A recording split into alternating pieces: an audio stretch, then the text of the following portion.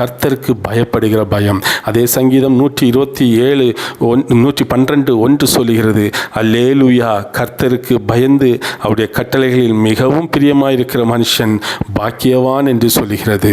ஆம், கர்த்தருக்கு பயந்து அவருடைய வழிகளிலே நாம் நடக்க வேண்டும். கர்த்தருக்கு பயப்படுகிற மனுஷன் உண்மையிலே ஒரு ஆசீர்வாதத்தை பெறுகிறான்.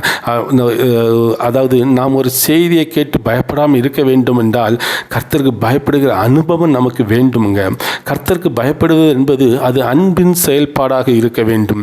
அதாவது அவருடைய வார்த்தைக்கு முழு மனதுடன் கீழ்ப்படிவதே கர்த்தருக்கு பயப்படுவதில் வெளிப்படையாக செயலாகும். அதாவது ஒவ்வொரு வார்த்தையும் நமக்கு வேதத்தில் சொல்லியிருக்கல, இந்த வார்த்தைக்கு நான் கீழ்ப்படியணுங்க, இதை ஆண்டவருடைய வார்த்தை, இதில் நான் கீழ்ப்பட்டால் தான் எனக்கு ஆசீர்வாதம், இதற்கு பயப்படணும். இதுதான் கர்த்தருக்கு பயப்படுகிற பயம். நான் எப்படியாவது இந்த வார்த்தைக்கு என்னை நான் முழுமையாக அர்ப்பணிக்க வேண்டும். ஐயோ, எனக்கு நான் இந்த வார்த்தையின்படி இல்லையே, நான் நடக்க வேண்டுமே, இதுதான் பயம். இந்த பயத்தோடு நடந்து நாம் ஒவ்வொரு நாளும் அவருடைய வார்த்தைக்கு கீழ்ப்படியும் பொழுது உண்மையிலே பெரிய ஆசீர்வாதத்தை ஆண்டவர் நமக்கு வைத்திருக்கிறார்.